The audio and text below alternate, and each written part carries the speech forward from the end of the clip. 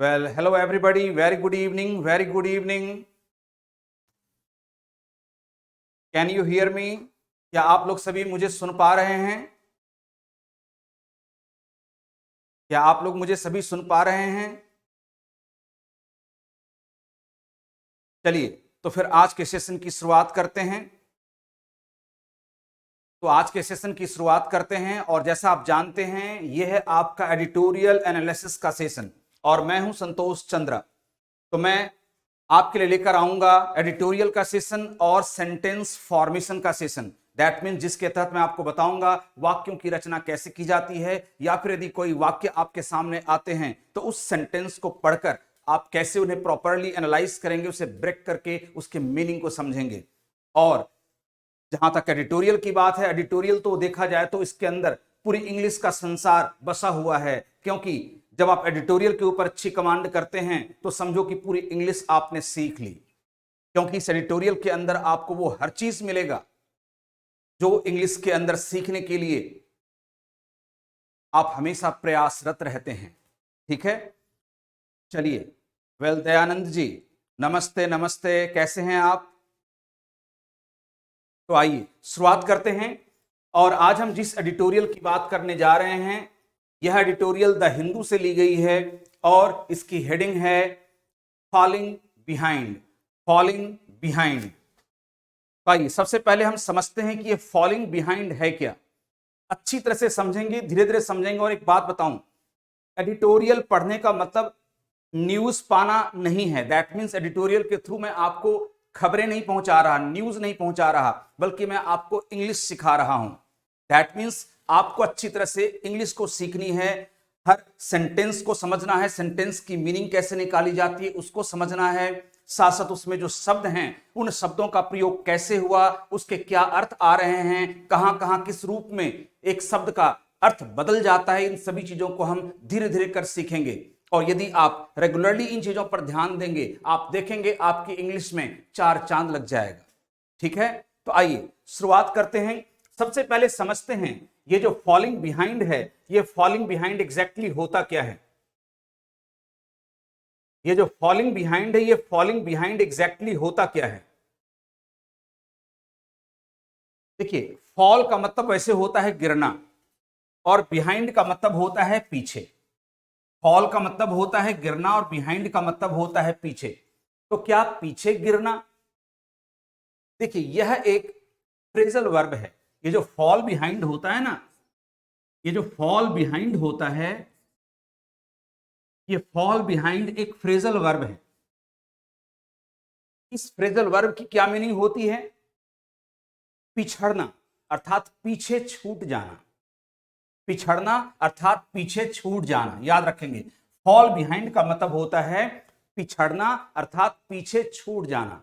जैसे मान लो आप रेस में पीछे छूट जाते हैं, किसी चीज को आपको पाना था, उसे हासिल करना था, लेकिन बाकी लोग तो आगे निकल गए लेकिन आप पीछे रह गए। That means you have fallen behind.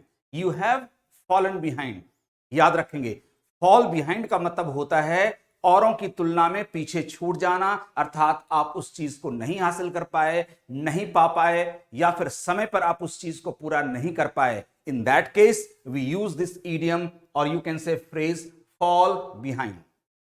तो दैट मीन्स इस एडिटोरियल के अंदर कहीं ना कहीं ऐसी कोई बात बताई गई है जिसमें यह देखेंगे, कहा गया होगा कि कोई पीछे छूट जाता है अर्थात पिछड़ जाता है। तो वो कौन सी बात है, कैसे है, कहां है, आइए इन चीजों को समझते हैं। ठीक है, देखिए क्या लिखा हुआ है। Dissonance in RBI inflation messaging betrays risks in its policy posture. देखिए, ये डिसोनेंस क्या होता है? डिसोनेंस होता है विसंगति। अब आप कहेंगे ये विसंगति क्या होता है? देखिए, ये वास्तव में एक प्रकार का डिसोनेंस जो होता है, ये एक प्रकार का क्या होता है? एक वर्ड होता है हार्मनी, एग्रीमेंट, उसका ये अपोजिट है डिसोनेंस। आई बात समझ में ना? दैट मीन्स डिसोनेंस का मतलब हो जाएगा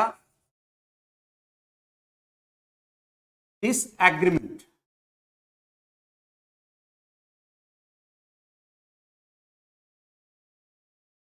डिसएग्रीमेंट यानी कहने का मतलब है, आप कह लो डिसहार्मनी भी आप कह सकते हो। दैट मीन जहां पर समानता ना हो, जहां पर चीजें मेल ना खा रही हूं, जहां आपको चीजें मतभेद के रूप में दिख रही हूं, इसे आप मतभेद के तौर पर भी ले सकते हैं। इसे आप मतभेद के तौर पर भी ले सकते हैं। जो डिसएग्रीमेंट होता है, डिसहार्मनी होता है, हार्मनी क्या होता है? समानता, मेल मिलाप वाली जो चीज होती है वो होता है आपका, एक सेकेंड, ये थोड़ा आपको शायद ठीक से विजिबल ना हो, मैं इसे दोबारा लिख देता हूं ताकि आप अच्छी तरह से इन्हें देख पाएं।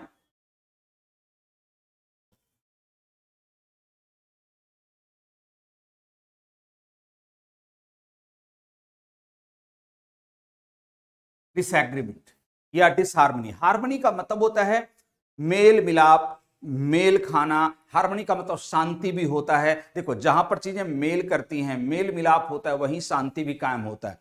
तो हार्मनी वर्ड का इस्तेमाल हम कई कॉन्टेक्स्ट में, कई सेंस में करते हैं। तो ये जो डिसोनेंस है उसी का अपोजिट वर्ड है, एंटोनिम है। इसका एग्जैक्टली मीनिंग होता है वैसे तो विसंगति, मतभेद, या फिर जहां चीजें मेल ना खा रही हो, फर्क हो। आगे बात समझ में ना? मान लो आप कह रहे हैं कुछ और कर रहे हैं कुछ, आपके कहने और करने दोनों में काफी फर्क दिख रहा है। अब यही जो फर्क है वो आपके वर्ड और एक्शन के बीच डिसोनेंस कहलाएगा। आपके एक्शन और आपके जो वर्ड्स हैं उनके बीच का ये डिसोनेंस है। दैट मीन्स दोनों मेल नहीं खा रहा, इसलिए इस चीज को ध्यान में रखेंगे। आगे कहता है आरबीआई। आरबीआई सभी लोग जानते हैं क्या होता है, ये बताने की कोई जरूरत है नहीं। इन्फ्लेशन होता है मुद्रास्फीति। इन्फ्लेशन क्या है? मुद्रास्फीति। मैसेजिंग संवाद होता है या संदेश होता है, मैसेजिंग। बिट्रे, देखो बिट्रे के दो मीनिंग होते हैं। बिट्रे का मतलब होता है धोखा देना, और बिट्रे का मतलब होता है प्रदर्शित करना, दर्शाना भी। याद रखेंगे कि बिट्रे के दो अर्थ होते हैं, एक होता है धोखा देना और एक होता है दर्शाना, प्रदर्शित करना। यहां पर दर्शाना वाली बात कही गई है, इसीलिए यहां पर हम इसी के अकॉर्डिंग मीनिंग निकालेंगे। रिस्क जोखिम होता है, और पॉलिसी क्या होता है? नीति। जो नीतियां बनाई जाती हैं सरकार के द्वारा, किसी संस्थान के द्वारा, वो नीतियां पॉलिसी कहलाती हैं। और पोस्चर, पोस्चर क्या होता है? वैसे तो पोस्चर मुद्रा होता है, हम जिस पोस्चर में खड़े होते हैं यह भी हमारा एक मुद्रा है, ठीक है ना? यानी कि आपके जो अपीयरेंस होते हैं, आप दिखने में किस रूप में लग रहे हैं, वो आपका पोस्चर रिफ्लेक्ट करता है। आपका बॉडी पोस्चर होता है, लेकिन यहां बॉडी पोस्चर की बात नहीं है। यहां पर पोस्चर का मतलब है रुख से। ये जो नीतिगत जो रुख है, जो नीतियां बनाई जा रही हैं, वो किस दिशा में जा रही हैं, किस दिशा में, किस बात को ध्यान में रखकर नीतियां बनाई जा रही हैं, अर्थात उसका डायरेक्शन क्या है, वो है आपका पॉलिसी पोस्चर। तो शब्दों की मीनिंग उम्मीद करता हूं सबों को समझ में आ गई होगी। अब देखिए होता क्या, सेंटेंस की मीनिंग समझते हैं कि डिसोनेंस इन आरबीआई इन्फ्लेशन मैसेजिंग। आरबीआई ने मुद्रास्फीति को लेकर के कुछ मैसेज जारी किया, तो उसके मैसेज में डिसोनेंस पाया गया। दैट मींस विसंगतियां पाई गई, कुछ डिफरेंस देखे गए हैं, कुछ ऐसी चीजें देखी गई हैं जो कुछ मतभेद सा पैदा कर रहा है, जिसे आप इरेगुलरिटीज भी कह सकते हैं। तो विसंगतियां पाई गई हैं, और वो जो विसंगतियां हैं दर्शाता है, बिट्रेज मतलब दर्शाता है रिस्क को। वो दर्शाता है कि कुछ जोखिम है, रिस्क है। रिस्क का मतलब जोखिम है। किस चीज में भाई? कि आरबीआई ने जो पॉलिसी पोस्चर दिखाया है, दैट मींस जो नीतिगत रुख है आरबीआई का, आरबीआई जो नीतियां बना करके चल रहा है अर्थव्यवस्था को लेकर के, तो उनकी जो नीतियां हैं किस दिशा में जा रही है, उसका रुख क्या है, उस रुख, यदि उस रुख की बात की जाए तो उसमें कुछ रिस्क दिख रहा है, जोखिम दिख रहा है, अर्थात खतरा दिख रहा है, अर्थात वो सही दिशा में जाता हुआ प्रतीत नहीं हो रहा है। और इस बात का संकेत किससे मिलता है? इस विसंगति से। कौन सी विसंगति? जो आरबीआई के इन्फ्लेशन मैसेजिंग के अंदर देखा जा रहा है। तो यही बात यहां पर कही गई है। बाकी जो चीजें हैं वो पढ़ने के बाद हमें समझ में आती चली जाएंगी। आइए तो आगे पढ़ते हैं। द मॉनिटरी पॉलिसी कमिटी, देखिए मॉनिटरी पॉलिसी कमिटी, जो मॉनिटरी पॉलिसी बनाने वाली जो कमिटी होती है, समिति होती है, उसी को हम कहते हैं मॉनिटरी। मॉनिटरी का मतलब आर्थिक, जो आर्थिक मामलों से संबंधित जो नीति बनाने वाली जो कमिटी है उसे हम कहेंगे मॉनिटरी पॉलिसी कमिटी। तो monetary policy committee's decision to hold benchmark interest rates level while raising its forecast for full year GDP growth by 50 basis points and flagging food price shocks induced volatility in inflation is replete with the risk of policymakers falling behind the curve on anchoring inflation expectations. अब देखिए बहुत ही लंबा सा sentence है। Generally in लंबे लंबे sentences को देखकर आप घबरा जाते होंगे, लेकिन आपको घबराना बिल्कुल नहीं है। इसी चैलेंज से निपटने के लिए ये एडिटोरियल की क्लास आपको दी जा रही है, ताकि आपके सामने जब इंग्लिश में कुछ लिखा हो, चाहे वो एक छोटा सेंटेंस हो चाहे वो एक बड़ा सेंटेंस हो, आप अच्छी तरह से उसकी मीनिंग को समझ पाएं। इन्हीं बातों को सीखना है हमें कि कैसे लंबे लंबे सेंटेंस की मीनिंग निकाली जाती है। और यदि आप ढंग से इन चीजों पर ध्यान देंगे, आप देखेंगे इंग्लिश आपके लिए धीरे धीरे धीरे धीरे सिंप्लीफाइड होता चला जाएगा, आसान होता चला जाएगा। ठीक है, तो आइए इस चीज को समझते हैं, जानने का प्रयास करते हैं। देखिए जब सेंटेंस की मीनिंग निकालनी हो, अब देखो इतना लंबा चौड़ा सेंटेंस है, अब इसकी मीनिंग कैसे निकाली जाएगी? कई बार हम पढ़कर सोचते हैं क्या निकलेगा, क्या अर्थ होगा, भगवान जाने। तो देखो जब किसी भी सेंटेंस के मीनिंग को समझने के लिए दो चीजें बहुत इंपॉर्टेंट होती हैं। सेंटेंस के अंदर सब्जेक्ट और वर्ब को पहचानना। यदि आप सेंटेंस के अंदर सब्जेक्ट और वर्ब को पहचानने में सफल हो जाते हैं तो समझो आप उस सेंटेंस की मीनिंग को निकालने में भी सफल हो जाएंगे। ठीक, अब कहोगे हम कैसे सफल होंगे? बहुत ही सिंपल सी चीज है। सब्जेक्ट कौन बनता है? कोई नाउन, प्रोनाउन या नाउन के जैसा कोई जो शब्द होगा, नाउन तुल्य जो शब्द होगा, चाहे तो नाउन खुद हो, चाहे कोई प्रोनाउन हो, ठीक है, या फिर नाउन तुल्य बहुत सारी चीजें होती हैं, जैसे इन्फिनेटिव हो गया, जेरेंड हो गया, कोई क्लाउज हो गया, ये सब नाउन के तुल्य होते हैं। तो दैट मीन्स नाउन जो होंगे या फिर नाउन से संबंधित जो चीज हैं वही आपका सब्जेक्ट बनता है। और वर्ब क्या होता है? क्रियाएं होती हैं, और क्रियाएं दो रूपों में होती हैं मुख्य तौर पर। एक होता है हेल्पिंग वर्ब और दूसरा होता है मेन वर्ब। इतनी बात तो आप लोग पहले से भी जानते हैं, ठीक है ना? नहीं भी जानेंगे तो सीखेंगे इन चीजों को, है ना? तो अब देखिए इस सेंटेंस की मीनिंग अब हम निकालेंगे। तो सबसे पहली बात आपको ये देखना है क्या कि इस सेंटेंस के अंदर वर्ब कौन सा है और फिर सब्जेक्ट क्या है। फिर देखोगे मीनिंग निकालना कितना आसान हो जाता है। आइए समझते हैं कि मॉनिटरी पॉलिसी कमिटीज डिसीजन। देखिए मॉनिटरी पॉलिसी कमिटीज डिसीजन, ये जो एपोस्ट्रॉफी एस लगता है, एपोस्ट्रॉफी एस का काम है संबंध को दर्शाना। का के की, इसकी हिंदी मीनिंग का के की। राम्स काव, राम की गाय, ठीक है। मोहन्स हाउस, मोहन का घर, ठीक है। मितालीज हस्बैंड, मिताली के पति। तो जो का के की, ये जो संबंध बताने के लिए हम एपोस्ट्रॉफी एस का इस्तेमाल करते हैं। कहीं पर एपोस्ट्रॉफी एस के साथ होता है, कहीं पर ये बिना एस के होता है, बट इसका मीनिंग होता है का के की, दैट मीन्स ऑफ। ठीक, तो मॉनिटरी पॉलिसीज कमिटीज डिसीजन, इसका मतलब है कि मॉनिटरी पॉलिसी का निर्णय, मॉनिटरी पॉलिसी का निर्णय। आगे बात समझ में? अब एक बात मैं पूछना चाहूंगा, मान लो कि मॉनिटरी पॉलिसी का निर्णय, यदि मैं ये कहूं कि ये जो मॉनिटरी पॉलिसी का निर्णय है ये क्या है? ये तो नाउन है ना, तो इसका मतलब है ये सब्जेक्ट बनेगा। नाउन है तो सब्जेक्ट बनेगा, लेकिन अब इतना लंबा है तो इसमें हम एग्जैक्टली सब्जेक्ट किसको मानेंगे? एक बात बता दूं, एपोस्ट्रॉफी एस के बाद जो नाउन होता है ना वही एक्चुअली सब्जेक्ट बनता है। उससे जो पहले होगा उसे आपको सब्जेक्ट नहीं मानना है। कैसे? एक छोटी सी बात यहां समझाना चाहूंगा, आप इन सभी चीजों को धीरे धीरे समझते चलेंगे तो आपके लिए काम आसान होता चला जाएगा। अब यदि हम कहते हैं राम्स कार हैज बिन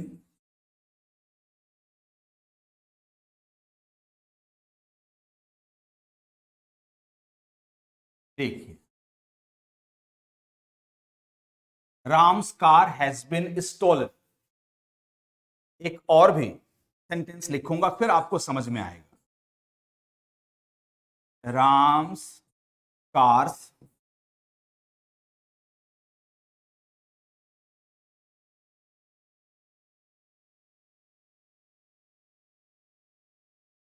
अब आप देखिए, राम का कार चुरा लिया गया है या राम के कार की चोरी हो गई है।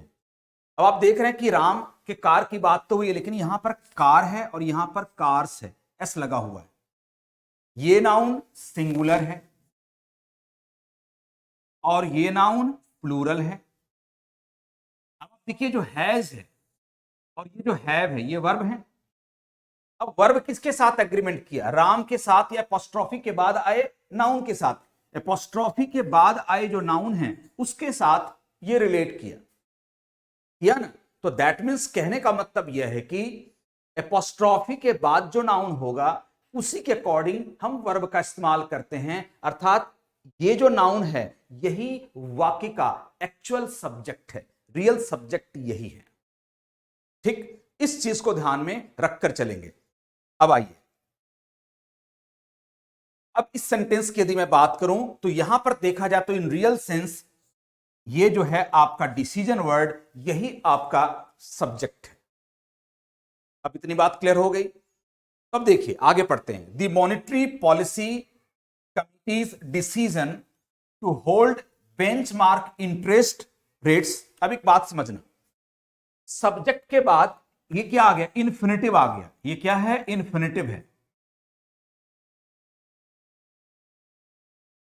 इन्फिनिटिव है। सब्जेक्ट के बाद जो इन्फिनिटिव आ रहा हो उस इन्फिनिटिव को सब्जेक्ट नहीं माननी है। अब कहोगे ये फिर क्या कर रहा है? ये इस नाउन के बारे में अर्थात सब्जेक्ट के बारे में कुछ एडिशनल इंफॉर्मेशन देगा, वो उसके बारे में कुछ जानकारी दे रहा होगा, लेकिन वो अपने आप में कोई सब्जेक्ट नहीं होता। इसलिए आप इस डिसीजन के बाद आने वाले जितने भी शब्द हैं उन्हें आप सब्जेक्ट नहीं मानेंगे। ठीक है। रही बात, कहोगे जो टू होल्ड ये तो वर्ब है, ये जो इन्फिनिटिव है, एक बात बता दूं, इन्फिनिटिव कभी भी सब्जेक्ट के साथ एग्रीमेंट नहीं करता। अर्थात ये वाक्य का वर्ब नहीं कहलाता। ये वाक्य का वर्ब नहीं है। वो जो सब्जेक्ट वर्ब की मैं बात कर रहा हूं ना, ये जो सब्जेक्ट वर्ब की मैं बात कर रहा हूं, ये आपने पढ़ा होगा कि सब्जेक्ट प्लस वर्ब सेंटेंस का निर्माण करता है। तो ये जो सब्जेक्ट वर्ब की मैं बात कर रहा हूं, तो ये जो वर्ब है वो वर्ब इन्फिनिटिव कभी नहीं बनता। ठीक, कौन बनेगा? हमेशा जो वर्ब फर्स्ट फॉर्म में या सेकंड फॉर्म में होता है वही सब्जेक्ट से रिलेट करता है। आगे पढ़ने पर चीजें समझ में आएंगी। While raising forecast. अब देखो व्हाइल आ गया, सॉरी व्हाइल आ गया। अब ये व्हाइल क्या है? व्हाइल कंजंक्शन होता है, तो दैट मींस अभी भी वर्ब नहीं मिला। रेजिंग, रेजिंग क्या है? रेज वर्ब होता है। तो क्या हम इस रेजिंग को इस सब्जेक्ट का वर्ब मानेंगे? इसे भी नहीं मान सकते, क्योंकि एक बात समझ लें, सब्जेक्ट से जो वर्ब रिलेट करता है ये वर्ब या तो V1 फॉर्म में होगा या तो V2 फॉर्म में होगा। इस क्लू को दिमाग में बिठा लें, ये ट्रिक है, इसे दिमाग में बिठा लें कि सब्जेक्ट से रिलेट करने वाला वर्ब या तो V1 फॉर्म में होगा या फिर V2 फॉर्म में होगा। किसी और फॉर्म में है, इतनी बात तो श्योर अपने आप में कर लो कि वो सब्जेक्ट के लिए इस्तेमाल नहीं किया गया होगा। दैट मींस वो सब्जेक्ट के साथ एग्रीमेंट नहीं कर रहा होगा। ये जो सब्जेक्ट वर्ब की बात मैं कर रहा हूं वहां पर आप इन्हें इस रूप में नहीं ले सकते। ठीक, तब इस चीज को समझेंगे। ये जो रेजिंग वर्ब जरूर है, लेकिन ये इस डिसीजन के लिए यहां पर यूज नहीं हुआ है। आगे देखिए, it's forecast for full year GDP growth by 50 basis points. बाकी सबकी मीनिंग समझेंगे, पहले हम सब्जेक्ट वर्ब को पहचान लें, उसके बाद फिर मैं आपको मीनिंग समझाता हूं। आगे एक और वर्ब आया फ्लैगिंग। फ्लैगिंग देखो, फिर इसमें आईएनजी आ गया। तो क्या इसे हम V1 या V2 दोनों में से किसी कैटेगरी में रखेंगे? नहीं रखेंगे। तो दैट मीन्स ये जो फ्लैगिंग है ये भी इस सब्जेक्ट का वर्ब नहीं है। आगे चलते हैं। Food, price, socks, induced. Induced का मतलब होता है उत्पन्न। यहां पर ये जो इंड्यूस्ड है आप देख रहे हैं इस डैश के बाद आया है, और डैश के बाद यदि वर्ब का कोई थर्ड फॉर्म आ रहा हो तो समझ लेना कि फिर वो थर्ड फॉर्म है, सेकंड फॉर्म नहीं है, वो थर्ड फॉर्म है। ये कैसे मीनिंग देगा इसकी चर्चा मैं बाद में करता हूं। आगे बढ़ते हैं। अब ये देखिए इज आ गया। ये इज कौन सा फॉर्म है? इज वर्ब का फर्स्ट फॉर्म होता है। आप सभी जानते हैं, पूरी दुनिया जानती है कि इज एम आर वर्ब के फर्स्ट फॉर्म होते हैं। सिंगुलर के साथ इज, आई के साथ एम, प्लूरल के साथ आर का इस्तेमाल होता है। और पास्ट में वॉज और वर का इस्तेमाल हम करते हैं। पास्ट में वॉज और वर का इस्तेमाल करते हैं। ठीक है, तो दैट मीन्स ये वर्ब हमारा मिल गया। अब देखो कितनी दूरी है वर्ब और सब्जेक्ट में, इसीलिए आपको दिक्कत होती है आपस में चीजों को रिलेट करने में। यदि आप इन चीजों को समझ लेंगे तो समझो आपका काम हो गया। तो अब देखो, कहने का मतलब यह है कि the monetary policies committee's decision is replete with, ये वहां से जुड़ा। ये जो आप देख रहे हैं ना ये इज वास्तव में आकर इस डिसीजन से जुड़ रहा है। दैट मीन्स इज के बाद जो भी इंफॉर्मेशन है वो किससे रिलेट करेगा? मॉनिटरी कमिटीज के, मॉनिटरी पॉलिसी कमिटी के डिसीजन से। दैट मीन्स आगे जो भी बात लिखी गई होगी इज के बाद जो भी बातें लिखी गई हैं, दैट मीन्स यहां से इससे लेकर के यहां तक जितनी भी बातें लिखी गई होंगी उसका संबंध किससे होगा? मॉनिटरी पॉलिसी कमेटी के डिसीजन से होगा, अर्थात वो डिसीजन के बारे में कुछ बता रहा होगा। चलिए, अब इतनी बात तो आपको समझ में आ गई कि हम सब्जेक्ट और वर्ब की पहचान करेंगे कैसे। ठीक, तो आइए अब इनको जोड़ करके देखते हैं। कहोगे बीच में बहुत सारी चीजें, अभी एक पल के लिए भूल जाओ, अभी एक पल के लिए उसे भूल जाओ। देखो धीरे धीरे धीरे धीरे ये चीजें दिमाग में बैठती चली जाएंगी। पैटर्न पहले दिमाग में बिठाने का प्रयास करो। जैसे जैसे जैसे जैसे पढ़ते चले जाओगे, करते चले जाओगे, इन चीजों को समझते चले जाओगे, ये चीजें आपके दिमाग में आता चला जाएगा। तो फिर एक बार आप पढ़ोगे तो ये चीजें अपने आप ऑटोमेटिकली माइंड उसे कोरिलेट कर लेता है। अभी एक पल के लिए आप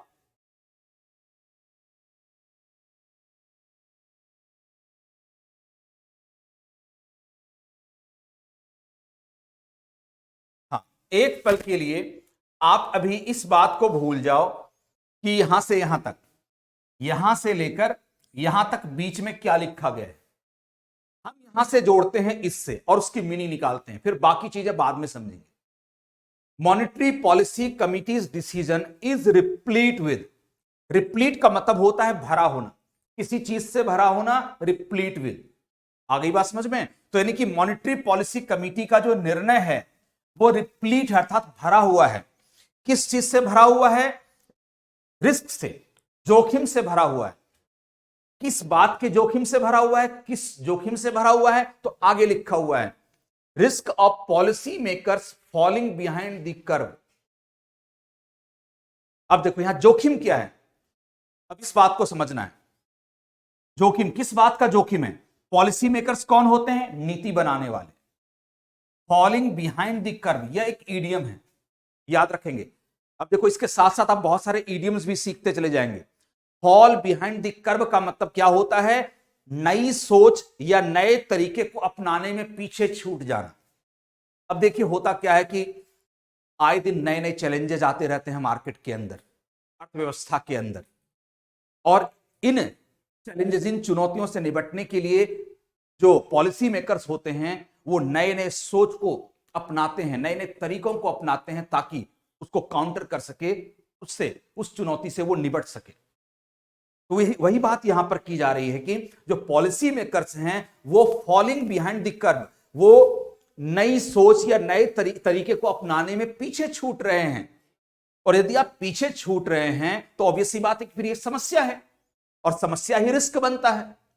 आगे बात समझ में ना? तो जोखिम इस बात की है कि जो नीति बनाने वाले लोग हैं वो नए सोच या नए तरीकों को अपनाकर जो मुद्रास्फीति की जो एक्सपेक्टेशंस हैं उससे कैसे निपटा जाए। आगे पढ़ूंगा तो समझ में आएगा। देखो अब इस मामले में किस मामले में ये पीछे छूट रहे हैं? Anchoring inflation expectations. एंकरिंग का मतलब क्या होता है? एंकरिंग का मतलब होता है स्थिर करना या मजबूती प्रदान करना। एक बात समझाता हूं। एंकर वर्ड, एक तो एंकर होते हैं जो आप देखते हैं न्यूज चैनल्स के ऊपर, आपको एंकरिंग करते हैं, तो न्यूज सुनाते हैं, न्यूज पढ़ करके, वो भी एक एंकर होते हैं। आप यदि बंदरगाह पर जाएंगे जहां पर जहाज लगे होते हैं, तो पानी में जहाज को रोकने के लिए किनारे में एक एंकरेज डाला जाता है, वहां पर एक एंकर डाला जाता है ताकि वो जहाज स्थिर रहे, वो हिल ना पाए। तो एक तो वो चीज होता है, और दूसरा यहां इसी से ये अर्थ निकाली गई है कि एंकर का मतलब होता है किसी चीज को स्थिर करना या फिर मजबूती प्रदान करना। ठीक है, तो देखिए, एंकरिंग इन्फ्लेशन एक्सपेक्टेशंस। इन्फ्लेशन मुद्रास्फीति और एक्सपेक्टेशंस उम्मीदें। अब ये कैसी उम्मीद है? अब आप देखिए क्या होता है, जो पॉलिसी बनाने वाले होते हैं वो पहले से ही कैलकुलेट कर लेते हैं कि अगले साल या कुछ महीनों के बाद मुद्रास्फीति कहां तक जाएगी, क्या हो सकता है इन्फ्लेशन, इसमें वृद्धि होगी, इसमें कमी आएगी, या फिर ऐसे ही बना रह जाएगा। यही जो यही जो चीज है ना, इसे कहते हैं एक्सपेक्टेशन। तो मुद्रास्फीति से संबंधित जो एक्सपेक्टेशन है कि जो मुद्रास्फीति किस हद तक बढ़ेगा या घटेगा या कहां जाएगा, उसे ही कहा जाता है इन्फ्लेशन एक्सपेक्टेशन। तो कहा जाता है कि ये जो इन्फ्लेशन एक्सपेक्टेशन है, अब एक बात समझना, मान लो कि मैं एक नीति बनाने वाला व्यक्ति हूं, मैंने सोचा कि जो मुद्रास्फीति है ये 2.4 तक जाएगा, तो ये जो 2.4 जो हमने जो अनुमान लगाया वहीं तक रह जाए, वहीं तक रह जाए, उससे आगे ना बढ़े, तो समझो कि हमने उसको एंकर कर लिया, स्थिर कर लिया। लेकिन यदि हम उसको एंकर नहीं कर पा रहे हैं, इसका मतलब यह हुआ कि वो हो सकता है कि बढ़ भी जाए। आगे बात समझ में? दैट मीन्स हम उसको कंट्रोल नहीं कर पा रहे हैं। तो यहां पर वही बात कही जा रही है कि जो इन्फ्लेशन एक्सपेक्टेशन है, तो क्या हम उसे स्थिर कर पाएंगे? दैट मीन्स उस पर हम नियंत्रण ला पाएंगे कि वो जितना अभी सोचा गया है उससे वो आगे ना जाए। तो इसी बात को लेकर कहा गया कि जो पॉलिसी मेकर्स हैं, इन्फ्लेशन एक्सपेक्टेशंस जो भी उन्होंने निर्धारित किया है, उसको स्थिर करने के लिए जो नई सोच या नए तरीके उन्हें अपनाने चाहिए, इस मामले में हमारे देश के जो पॉलिसी मेकर्स हैं, नीति बनाने वाले हैं, वो पीछे छूट रहे हैं। और इसी बात का जो जोखिम है वो किसमें दिख रहा है? मॉनिटरी पॉलिसी कमिटीज के डिसीजन में। That means monetary policy committee का जो डिसीजन आया है वो इस जोखिम से भरा हुआ है कि जो इन्फ्लेशन एक्सपेक्टेशंस दिया जा रहा है, हो सकता है कि ये वही ना हो बल्कि उससे आगे भी निकल जाए, हो सकता है वो बढ़ भी जाए। दैट मींस हो सकता है कि इन्फ्लेशन अभी जो दिखाया जा रहा है, जो बताया जा रहा है, उतना ही ना हो, वो बढ़कर फिर सामने आए। तो इसका ये रिस्क है, यही जोखिम है जो उसके डिसीजन में दिख रहा है। अब देखो मीनिंग निकल गया, यहां से हमने चीजों को जोड़ा तो मीनिंग निकल गया। अब रही बात की बीच में जो चीजें हैं वो क्या है भाई? अब देखो बात समझना, बीच में यहां से लेकर यहां तक जितनी भी चीजें हैं वो आरबीआई के डिसीजन के बारे में लिखा गया है, वो एक एडिशनल इंफॉर्मेशन है जो आओ हम पढ़कर उन्हें भी समझ लेते हैं। ठीक है, the monetary policy committee's decision to hold. अब ये डिसीजन क्या लिया? डिसीजन लिया होल्ड करने का। क्या चीज, किस चीज को होल्ड? होल्ड का मतलब क्या होता है? बरकरार रखना। होल्ड के कई अर्थ होते हैं, होल्ड का मतलब पकड़ना भी होता है, होल्ड का मतलब कंटेन करना भी होता है, बहुत सारे मीनिंग होते हैं, उसकी चर्चा बाद में करेंगे।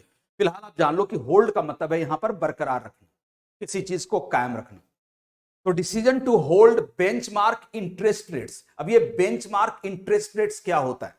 अब इन सारे चीजों को समझते चलो, क्योंकि ये सब आगे जब आएंगे तो आपको फिर समझने में दिक्कत नहीं होगी। और यदि आप में से कोई बैंक के पेपर को दे रहे हैं तो उनके लिए तो बहुत ही हेल्पफुल प्रूव्ड होगा, ताकि जब इन सारे टर्म्स को आप समझेंगे तो आप अच्छी तरह से उन्हें समझ भी पाएंगे। तो कहते हैं कि बेंचमार्क क्या होता है? बेंचमार्क जो होता है एक स्टैंडर्ड होता है, ये अपने आप में एक स्टैंडर्ड है। देखिए स्टैंडर्ड क्या होता है? कोई भी चीज का एक मानक तय हो जाता है, मानक निर्धारित हो जाता है। तो कहने का मतलब यह होता है क्या कि हमारे यहां जो इंटरेस्ट लगाई जाती है, तो इंटरेस्ट का भी एक बेंचमार्क बना दिया गया है कि आप इसी निर्धारित दायरे में आपको किसी चीज के ऊपर ब्याज लगाना है या फिर ब्याज तय करना है। यह नहीं कि आप अपनी मर्जी से जितनी मर्जी उतनी ब्याज डाल लो, उसका भी एक स्टैंडर्ड है, उसका भी एक पैमाना है, एक मापदंड है। तो वो जो मापदंड है उसे ही कहते हैं बेंचमार्क इंटरेस्ट रेट्स। आ गई बात समझ में ना? जो स्टैंडर्ड, जो एक तय किया गया है, उसी को कहा जाता है बेंचमार्क इंटरेस्ट रेट्स लेवल। तो कहने का मतलब है कि जो बेंचमार्क इंटरेस्ट रेट्स लेवल है, दैट मींस जो ब्याज दर का जो एक लेवल जो है, एक जो सीमा जो तय पहले से किया गया है, उसको बरकरार रखने का निर्णय लिया गया। मतलब उसमें कोई घटाने बढ़ाने वाली बात नहीं की गई है, बल्कि जो पहले से था वही रहेगा, इस बात का निर्णय लिया गया। अब समझ में आ गया? व्हाइल रेजिंग इट्स फॉरकास्ट, तो जब यह निर्णय लिया गया तो उस वक्त आरबीआई, ये जो सॉरी मॉनेटरी पॉलिसी कमेटी ने कुछ और भी बातों पर उन्होंने क्या किया, ध्यान लाया लोगों का। और वो कौन सी चीजें हैं देखिए। पहले आप समझो व्हाइल के दो अर्थ होते हैं, एक होता है जब और एक होता है जबकि। जब समय को दर्शाता और जबकि दो चीजों के बीच की विरोधाभास को दर्शाता है। जैसे कहते हैं जब मैं सो रहा था वह टीवी देख रही थी, कि वो टीवी उसी वक्त देख रही थी जब मैं सो रहा था, उसी वक्त देख रही थी। यहां पर जब समय को दर्शा रहा है। ठीक, जब मैं पढ़ रहा होता हूं तुम खेल रहे होते हो, यह समय को दर्शा रहा है। अब इसे सुनना।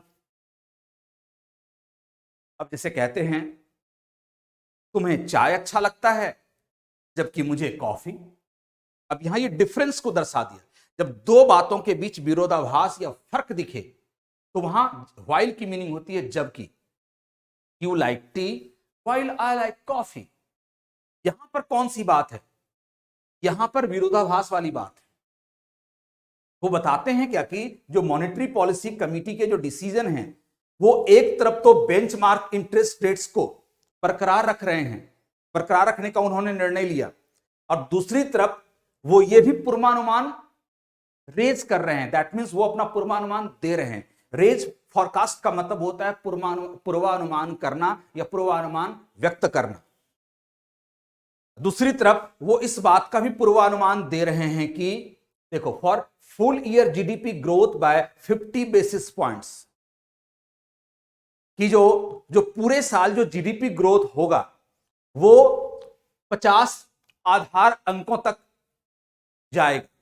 जो जीडीपी है वो 50 आधार अंकों तक जाएगा। तो एक तरफ आप 50 आधार अंकों तक जीडीपी के जाने की बात कर रहे हैं पूरे साल में, और दूसरी तरफ आप इंटरेस्ट रेट को बरकरार भी रख रहे हैं। तो ये दोनों बातें आपस में, जब आप इन अर्थव्यवस्था को आप समझेंगे गहराई से, तो देखेंगे कि दोनों बातें आपस में मेल नहीं खाती हैं। इसलिए तो ये डिसोनेंस वाली बात आई ना, कि मतभेद है, ये फर्क है। आई बात समझ में? अब एक बात बता दूं, ये बेसिस पॉइंट्स क्या होता है? बेसिस पॉइंट ये अर्थव्यवस्था के अंदर एक परसेंटेज निकालने का एक तरीका होता है। एक बात समझाऊं, जैसे कि कहने का मतलब क्या होता है ना, कि बेसिस पॉइंट, जैसे 1 को यदि आप 100 से डिवाइड कर दोगे तो समझो वो 1 बेसिस पॉइंट के बराबर होता है। यदि आप 1 को 100 से डिवाइड करेंगे तो वो 1 बेसिस पॉइंट के बराबर होता है। यदि यहां पर 50 बेसिस पॉइंट की बात हुई है तो आप 50 को फिर डिवाइड करेंगे, तो दैट मींस वो उतना वैल्यूज का आ जाएगा। तो वही कहा जा रहा है कि जो पूरे साल का जो जीडीपी ग्रोथ है वो 50 आधार अंक तक जाएगा। एंड फ्लैगिंग, और एक और भी बात वो दर्शाना। देखो, फ्लैग की मीनिंग देखो कई होते हैं। चेतावनी देना, चिन्हित करना, मंद मतलब धीमा कर देना, कमजोर करना। यहां कौन सी मीनिंग है? यहां पर चेतावनी देने की बात है कि एक तरफ तो वो पूर्वानुमान भी दर्शा रहे हैं कि क्या अनुमान होगा जीडीपी का, और दूसरी तरफ वो चेतावनी भी दे रहे हैं। और वो चेतावनी किस बात को लेकर है? Food price shocks. अब देखो, फूड प्राइस का शॉक क्या होगा? शॉक मतलब सदमा। लेकिन यहां पर सदमा नहीं, झटका। अब फूड प्राइस आपको झटका कब देती है? कम होने पर या ज्यादा होने पर? इसका मतलब है बढ़ने की बात, यानी इस बात का भी चेतावनी दे रहे हैं वो कि फूड की जो प्राइस है वो बढ़ सकती है। तो एक तरफ फूड प्राइस के बढ़ने की बात है और पूरे साल जीडीपी ग्रोथ 50 बेसिस पॉइंट्स तक जाएगा, एक तरफ इसकी बात कर रहे हैं, और दूसरी तरफ वो इंटरेस्ट रेट में कोई बदलाव भी नहीं ला रहे हैं, उसे बरकरार रखने का निर्णय लिया। यही आपस में समझ में नहीं आ रहा है कि क्या कर रहे हैं कौन? Monetary policy committee. इसी वजह से ये डिसोनेंस डेवलप हो रहा है, क्रिएट हो रहा है। आगे बात समझ में?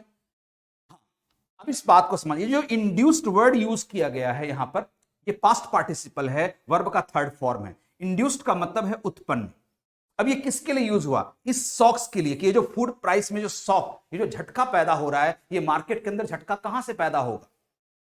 तो इन्होंने क्या देखा कि मार्केट के अंदर, अब देखिए आगे, इंड्यूस्ड वोलेटिलिटी इन इन्फ्लेशन। अब देखो इन्फ्लेशन जो होते हैं, मुद्रास्फीति जो है, उसमें अस्थिरता है।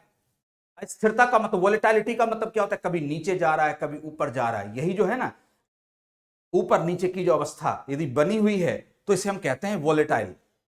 वोलेटाइल एडजेक्टिव है, वोलेटिलिटी नाउन है। तो इन्फ्लेशन के अंदर जो अस्थिरता होती है, उसी से उत्पन्न होता है फूड प्राइस शॉक्स। यानी कहने का मतलब यह हुआ कि इन्फ्लेशन कम हुआ तो आप देखोगे चीजों के दामों में कमी आने लगती है, इन्फ्लेशन बढ़ रहा है तो चीजों का दाम भी फिर बढ़ने लगता है, तो यही झटका मिलता है। ये उत्पन्न कहां से हो रहा है? तो इन्फ्लेशन से उत्पन्न हो रहा है, इन्फ्लेशन के अंदर मौजूद वोलेटिलिटी से उत्पन्न हो रहा है। यही बात यहां पर दर्शाई गई। तो कहने का मतलब यह है कि मॉनेटरी पॉलिसी कमेटी का यह निर्णय कि वो इंटरेस्ट रेट्स के स्तर को जितना था उतना ही बरकरार रखेंगे, जबकि वो ये भी पूर्वानुमान दे रहे हैं कि पूरे साल का जो जीडीपी ग्रोथ है वो 50 आधार अंकों तक जाएगा, और वो साथ साथ जब यह भी चेतावनी दे रहे हैं कि फूड प्राइस, फूड मतलब खाद्य पदार्थों के जो मूल्य हैं वो भी झटका दे सकता है, क्योंकि इन्फ्लेशन के अंदर वोलेटिलिटी होती है और उसकी वजह से चीजों के दाम में वृद्धि हो सकती है। तो इन बातों के बावजूद बेंचमार्क इंटरेस्ट को बरकरार रखने का कमेटी का ये जो निर्णय है वो भरा हुआ है उन जोखिमों से, जो यह दर्शा रहा है कि जो पॉलिसी मेकर्स हैं वो उन नए सोच या तरीकों को अपनाने में पीछे छूट रहे हैं जो उन्हें अपनाना चाहिए। किस उद्देश्य से? ताकि जो इन्फ्लेशन एक्सपेक्टेशंस हैं उसको नियंत्रण में रखा जाए, उसको स्थिर रखा जा सके। आ गई बात समझ में? ये एग्जैक्टली इसकी मीनिंग है। अब उम्मीद करता हूं कि चीजें समझ में आई होंगी, और यदि कोई बात समझ में ना आए तो आप बेझिझक पूछेंगे, क्योंकि पूछेंगे तो सीखेंगे, नहीं पूछेंगे तो सीख नहीं पाएंगे। इस चीज को आप ध्यान में रखकर चलें। डन? अब आगे पढ़ते हैं। Notably, after observing that uncertainties in food prices along with unfavorable base effects are likely to lead to headline inflation quickening in November, December, and that recurring food price shocks are impeding the ongoing disinflation process. The MPC has rather surprisingly opted to keep the RBI's repo rate unchanged at 6.5% for a fifth straight bi-monthly meeting. फिर देखो आपके सामने एक बड़ा सा sentence आ गया, don't bother. अभी आप बिल्कुल परवाह मत करो। देखो इन्हीं चीजों के थ्रू आप बहुत सारी चीजों को सीखते चले जाएंगे। आइए कैसे, अभी समझते हैं। देखिए अभी हमने आपको क्या कहा था कि सब्जेक्ट और वर्ब निकालना है यदि आपको सेंटेंस की मीनिंग निकालनी है तो, और सब्जेक्ट कौन बनेगा? नाउन। नोटेबली एलवाई जुड़ा हुआ है, एलवाई एडवर्ब होता है, सामान्यतः एडजेक्टिव भी होता है कहीं कहीं पर, लेकिन सामान्य तौर पर वो एडवर्ब को डिनोट करता है। तो दैट मींस एडवर्ब है, तो ये तो सब्जेक्ट है नहीं, इतनी बात तो क्लियर हो गई। आफ्टर प्रेपोजिशन है, ऑब्जर्विंग जरंड है, वर्ब विद आईएनजी, पार्टिसिपल भी हो सकता है। तो कहोगे वर्ब विद आईएनजी क्या सब्जेक्ट बन सकता है, लेकिन यदि किसी, बात समझना, वर्ब विद आईएनजी नाउन के इक्विवेलेंट होते हैं, लेकिन यदि किसी नाउन से पहले या नाउन तुल्य शब्द से पहले प्रेपोजिशन आ जाए तो वो कभी भी सब्जेक्ट नहीं बनता। इन्हीं सब बातों को ध्यान में रखनी है जो बात मैं बता रहा हूं। अब आप देखो, ये सब्जेक्ट इसलिए नहीं बन सकता क्योंकि इसके पहले प्रेपोजिशन आ गया, तो दैट मींस इसके सब्जेक्ट बनने का नंबर गया। दैट यहां पर क्या है, वर्ब के बाद, अब आप देख रहे हैं यहां जो दैट यूज हुआ ये कंजंक्शन की भूमिका निभा रहा है, ये कंजंक्शन है। यहां पर ये क्या है, ये है आपका कंजंक्शन है। कंजंक्शन तो सब्जेक्ट होता नहीं। अनसर्टेनिटीज, ये एक नाउन है। अब देखिए यह एक नाउन है, इसका मतलब ये सब्जेक्ट बनेगा, इसका सब्जेक्ट हमें मिल गया। दैट मींस ये जो सेंटेंस है यही यहां पर सब्जेक्ट की भूमिका निभाएगा। आगे बात समझ में, देखो क्लियर हो गया ना। दैट मींस अनसर्टेनिटीज सब्जेक्ट है। अब वर्ब पहचाननी है, आओ पढ़ते हैं। Uncertainties in food prices along with unfavourable base effects are. अब देखो आर, ये है आपका वर्ब, इसका मतलब है ये जो आर है ये अनसर्टेनिटीज से जुड़ा हुआ है। और अभी मैंने आपको बताया कि सब्जेक्ट के बाद जितनी भी बातें होती है वो सब्जेक्ट के बारे में एडिशनल इंफॉर्मेशन होता है।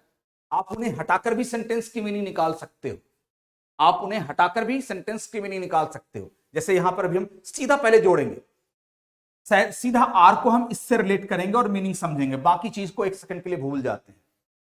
Uncertainties are likely to lead to headline inflation. इसकी मीनिंग क्या है? अनसर्टेनिटीज का मतलब अनिश्चितताएं, लाइकली का मतलब क्या होता है? संभावित। लाइकली, जैसे rain is likely to occur, मतलब है कि संभावना है कि बारिश होगी। याद रखना, जो बारिश है होगी, संभावना, किसी भी रूप में संभावना की बात आप कर रहे हैं तो लाइकली यूज करें। और लाइकली के बाद याद रखना वर्ब इंफिनिटिव फॉर्म में ही आता है। Likely to do, likely to go, likely to play, likely to go संभावना है कि जाना है, लाइकली टू प्ले संभावना है कि खेला जाएगा, लाइकली टू कम संभावना है कि आएगा। तो किसी भी चीज की संभावना बतानी हो तो लाइकली यूज करें, और उसके बाद आप टू प्लस वर्ब यूज कर सकते हैं, वर्ब यूज करनी है तो। ठीक, अब देखिए, तो कहने का मतलब है कि अनसर्टेनिटीज आर लाइकली, मतलब अनिश्चितताएं, अनिश्चितताओं की अब देखो कहते हैं, अब यहां पर अब बात समझना, अनिश्चितताएं सब्जेक्ट है, are likely, rain is likely to occur. यदि हम कहते हैं, देखो मैं ये लिखकर समझाता हूं फिर आपको समझ में ज्यादा आएगा।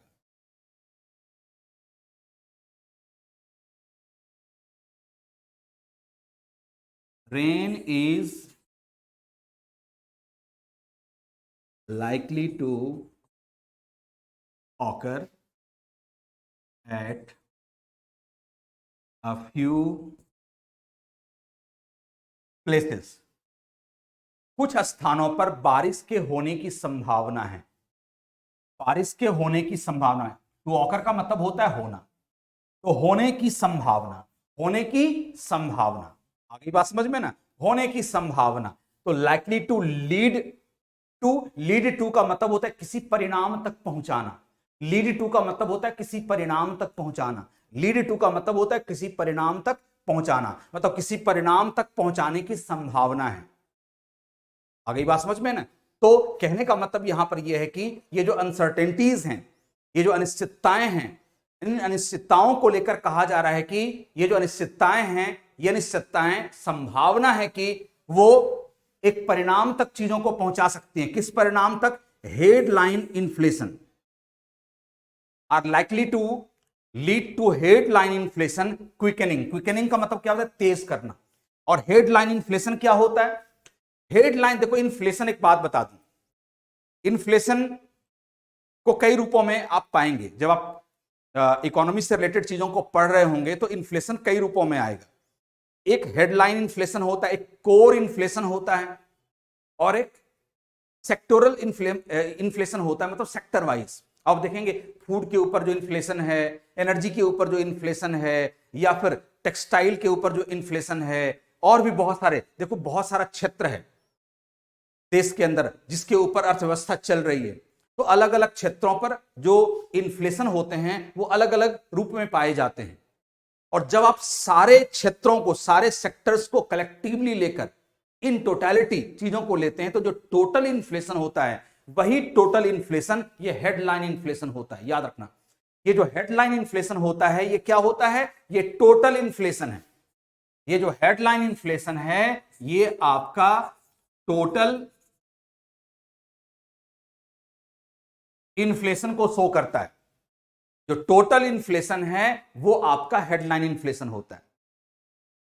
अब एक कोर इन्फ्लेशन होता है, मैं जानकारी के लिए आपको बता दूं, यदि कोर इन्फ्लेशन कहीं पर लिखा हो तो इसका मतलब उसमें फूड और एनर्जी इंक्लूड नहीं होगा। फूड और एनर्जी सेक्टर जो होता है वो इंक्लूड नहीं होता है, उसको छोड़कर बाकी चीजें आ जाएंगी, लेकिन उसके अंदर फूड और एनर्जी इंक्लूड नहीं होगा। लेकिन यहां पर हेडलाइन इन्फ्लेशन की बात हो रही है, इसमें फूड और एनर्जी दोनों इंक्लूडेड हैं। ठीक है, अब क्विकनिंग का मतलब तेज बढ़ जाना, इसका मतलब है कि जो टोटल इन्फ्लेशन है उसके बढ़ने की बात की जा रही है। कब? नवंबर और दिसंबर के महीने में। तो कहा जा रहा है जो अनसर्टेनिटीज है, इन अनसर्टेनिटीज की वजह से, इन अनिश्चितताओं की वजह से संभावना है कि जो टोटल इन्फ्लेशन है नवंबर और दिसंबर के महीने में क्विकेन होगा, अर्थात बढ़ जाएगा। आ गई बात समझ में? देखो, यदि आपने सब्जेक्ट वर्ब निकाल लिया तो कैसे आसान हो गया चीजों को समझना। अब आइए ओवरऑल सेंटेंस की मीनिंग समझने का प्रयास करते हैं। नोटेबली का मतलब होता है विशेष रूप से या ध्यान देने की बात यह है कि, तो ध्यान देने की बात यह है कि, अब देखिए नोटेबली विशेष रूप से आफ्टर ऑब्जर्विंग, ऑब्जर्विंग का मतलब होता है किसी चीज को देखना, बहुत ही सावधानी से ध्यानपूर्वक देखना। ऑब्जर्व, देखो ऑब्जर्व के दो अर्थ होते हैं, निरीक्षण करना, किसी चीज को ध्यानपूर्वक देखना, और किसी बात पर टिप्पणी करना भी ऑब्जर्व होता है। तीन बातें मैंने कही। ऑब्जर्व का मतलब ध्यान से किसी चीज को देखना, किसी चीज का निरीक्षण करना, और किसी चीज के बारे में टिप्पणी करना, ये ऑब्जर्व के मीनिंग होते हैं। तो आफ्टर ऑब्जर्विंग, यहां पर ऑब्जर्विंग किस बात को लेकर के, यहां बात टिप्पणी की नहीं है, बल्कि यहां पर ध्यानपूर्वक चीजों को जब हम अच्छी तरह से सोचते समझते हुए जब हम किसी चीज को देखते हैं कि हाँ क्या हो सकता है, क्या नहीं हो सकता है, उनके क्या क्या इफेक्ट्स आ सकते हैं, क्या क्या परिणाम उत्पन्न हो सकते हैं, तो इस नजरिए से जब हम किसी चीज को देख रहे होते हैं तो वो है हमारा ऑब्जर्व। तो वही कहा जा रहा है कि ऑब्जर्व करने के बाद, किस बात को ऑब्जर्व करने के बाद, की, दैट मींस की, यहां पर दैट कंजंक्शन है की, ये जो अनसर्टेनिटीज हैं, अनिश्चितताएं हैं, किस चीज के अंदर अनिश्चितताएं? फूड प्राइसेस, जो खाद्य पदार्थ के जो मूल्य हैं उसके अंदर जो अनसर्टेनिटीज, अनिश्चितताएं हैं, और साथ साथ अनफेवरेबल जो बेस इफेक्ट्स हैं। अनफेवरेबल का मतलब होता है प्रतिकूल, जो आपके पक्ष में ना हो। और ये बेस इफेक्ट्स क्या होते हैं? इकोनॉमी की दुनिया में बेस इफेक्ट्स क्या होता है, इस चीज को भी समझ लें। देखो, एक हमारा करंट ईयर है और एक हमारा प्रीवियस ईयर है। तो प्रीवियस ईयर में जो इन्फ्लेशन का, देखो प्रीवियस ईयर इन्फ्लेशन की वजह से जो प्रभाव पैदा हुआ था और वो किस हद तक गया था, जब हम उस डेटा को लेते हैं और करंट ईयर के डेटा से जब हम कंपेयर करते हैं, तो जो प्रीवियस ईयर का जो डेटा होता है वो हमारा क्या बन जाता है? Base effects. तो ये प्रीवियस ईयर के इन्फ्लेशन को डिनोट करता है। तो कहता है कि जो प्रीवियस ईयर का यदि हम इन्फ्लेशन की बात देखें तो वो अनफेवरेबल था, दैट मींस वो हमारे पक्ष में नहीं था। तो यदि हम उस बेस इफेक्ट्स को लें और फूड प्राइस के अंदर मौजूद जो अनसर्टेनिटीज या अनिश्चितताएं हैं उसको देखें, तो इस बात की संभावना लग रही है कि जो हेडलाइन इन्फ्लेशन है, जो टोटल इन्फ्लेशन है, वो नवंबर दिसंबर में ऊपर जाएगा, बढ़ेगा। आ गई बात समझ में? And that recurring food price shocks are impeding the ongoing disinflation process. अब आप कहेंगे आगे जो यहां दैट आई है, दैट क्या है, कहां से आ गया भाई? ये दैट किससे रिलेट कर रहा है? दैट कंजंक्शन है। एक बात समझ लो, ये जो ऑब्जर्व वर्ब है ना, अब यहां किस बात को ऑब्जर्व किया? पहली बात तो यहां देखिए दो चीजों को ऑब्जर्व किया जा रहा है। पहली बात ये कि फूड प्राइस के अंदर जो अनसर्टेनिटीज हैं वो हेडलाइन इन्फ्लेशन को बढ़ा सकता है नवंबर दिसंबर में, इस बात को ऑब्जर्व किया गया, देखा गया। दूसरी बात और भी कुछ देखी गई है, एंड दैट, एंड के बाद यदि दैट का इस्तेमाल हो रहा हो तो इसका मतलब यह हुआ कि पहले कोई वर्ब की चर्चा हुई है और उसके बाद दैट आया होगा और उसी वर्ब से फिर जोड़कर बात आगे कही जा रही है। अर्थात यहां पर एक चीज तो ये ऑब्जर्व किया गया और दूसरा और क्या ऑब्जर्व किया गया वो आगे पढ़ेंगे। That recurring food price shocks, ये जो फूड प्राइस का जो झटका है, खाद्य पदार्थों के अंदर के मूल्यों के अंदर जो झटका हमें जो लग रहा है, और वो भी बार बार, रेकर का मतलब होता है किसी चीज का बार बार होना, दैट मीन्स आए दिन देखो तो जो खाद्य पदार्थ के जो मूल्य हैं वो हमें झटका देता रहता है, अर्थात दाम बढ़ता रहता है बार बार। तो यही जो रेकरिंग फूड प्राइस है, प्राइस शॉक्स है, आर इंपीडिंग, ये क्या कर रहा है, इंपीड कर रहा है, बाधा पैदा कर रहा है, रोक रहा है। इंपीड का मतलब होता है बाधा पैदा करना, रोकना। किस चीज को भाई? The ongoing disinflation process.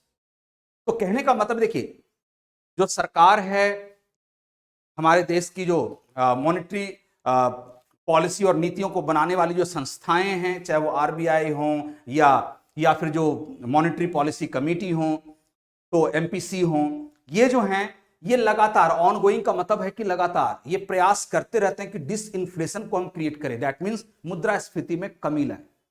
तो मुद्रास्फीति में कमी लाने के लिए जो लगातार प्रक्रिया चलता रहता है उसे ही कहते हैं on going disinflation process.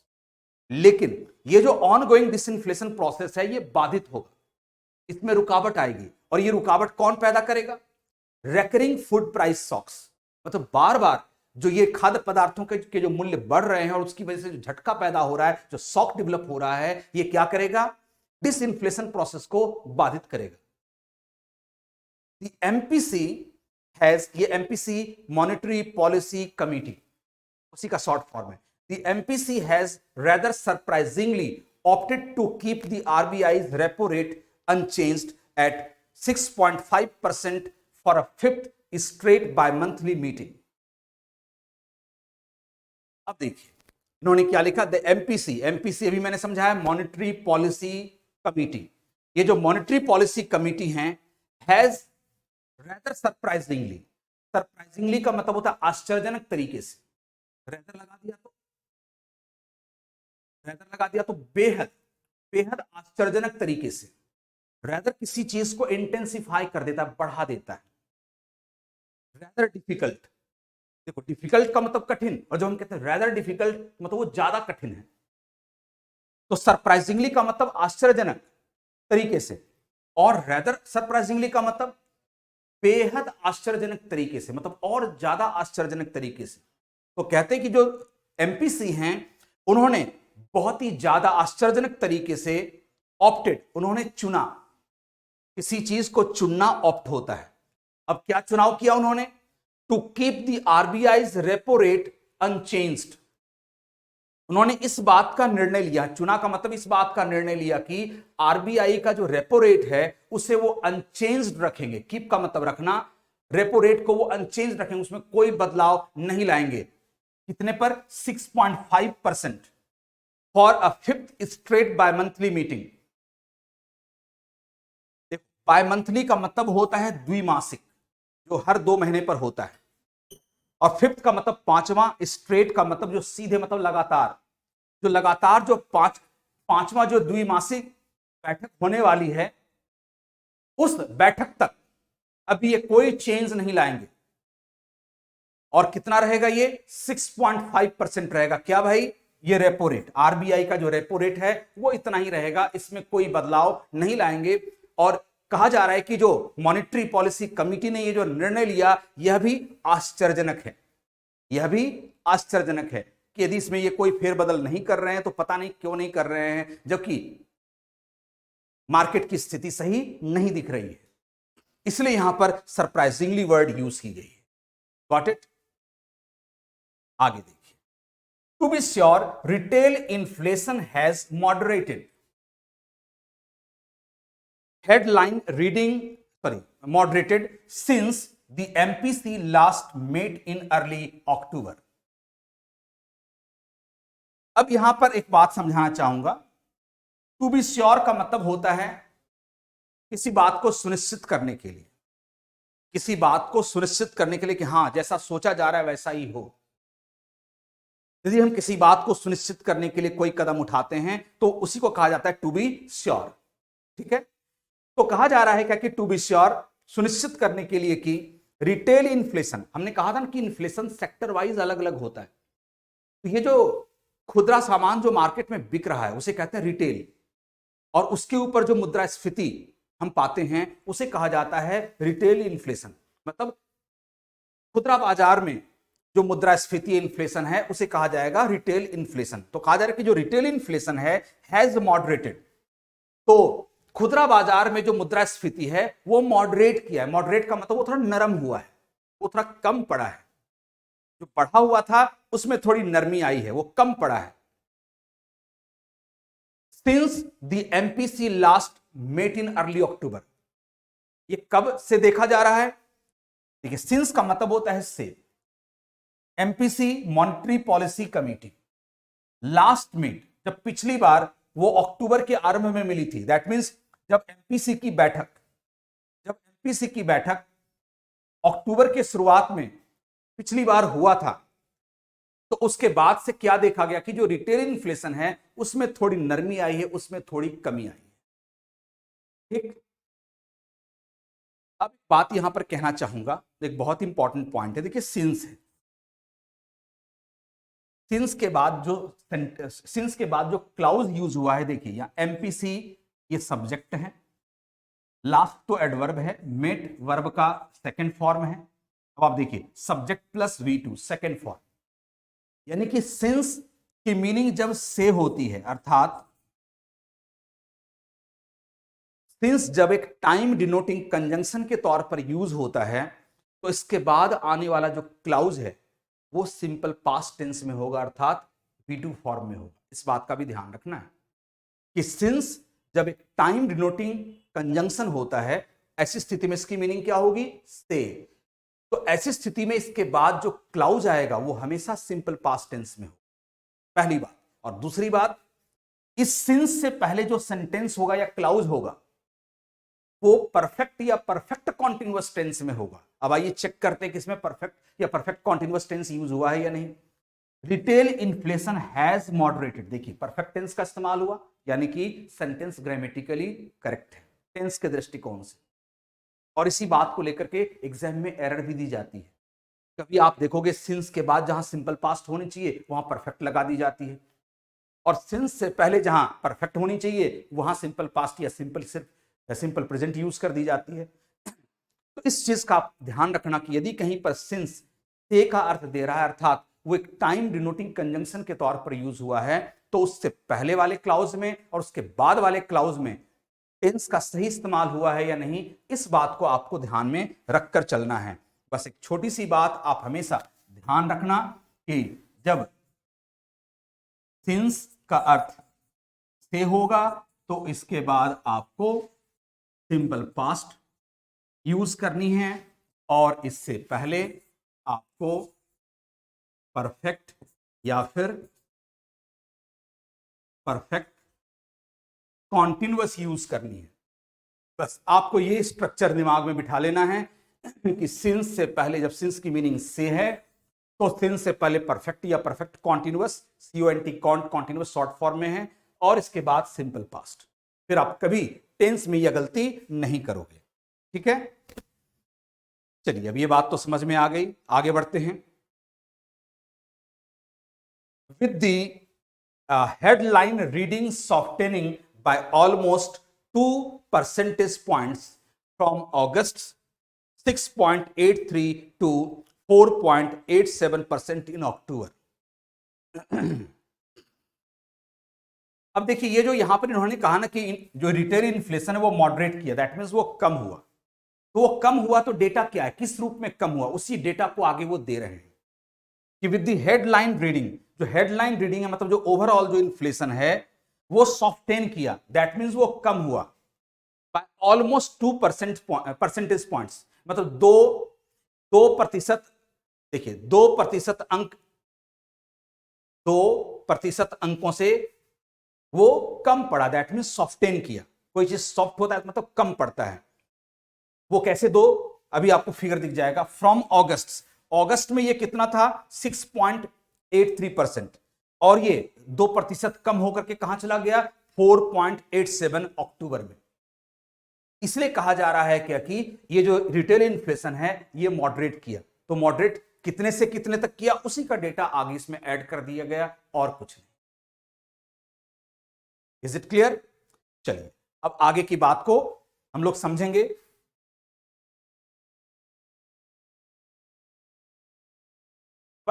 by the MPC's own reckoning that moderation may be fleeting as price gains accelerate yet again in November and December, and with volatility in oil prices and financial markets amid heightened global uncertainty, there are added risks to the outlook on prices.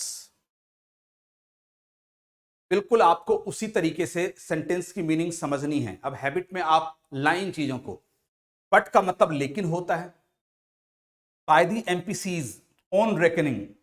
अभी देखो bye preposition है, अभी क्या बताया था कि यदि preposition के बाद कोई नाउन प्रोनाउन आ रहा है तो वो सब्जेक्ट नहीं बनेगा। तो आप खुद सोचो, ये जो द एमपीसीज ऑन रेकनिंग है, क्या ये सब्जेक्ट बन सकता है? नहीं बन सकता। ये पूरा हमें लेना होगा क्योंकि बीच में अपॉस्ट्रोफी एस जुड़ा हुआ है। जो अपॉस्ट्रोफी एस यदि कहीं पर लगा हुआ हो तो उसके बाद का नाउन और वो जिस नाउन में अपॉस्ट्रोफी लगा है दोनों को एक साथ लेते हैं।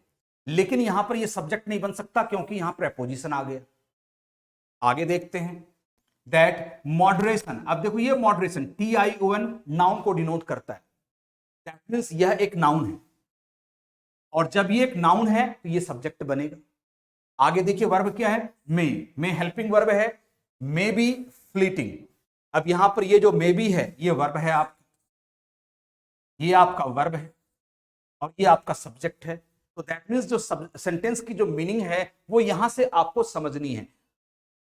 इससे पहले जो चीजें हैं वो एडिशनल चीजें हैं, जो सेंटेंस का जो एक्चुअल मीनिंग है वो इसी पर आधारित है। आइए समझते हैं मॉडरेशन क्या होता है। नरमी, अभी अभी समझाया था कि मॉडरेट हुआ, कमी आई थी इन्फ्लेशन में। यही जो मॉडरेशन नरमी जो है वो मे बी फ्लिटिंग। कहते हैं कि जो इन्फ्लेशन में जो नरमी आई है ये हो सकता है क्षणिक हो, ये हो सकता है क्षणिक हो। क्यों? एज का मतलब होता है चूंकि, क्योंकि।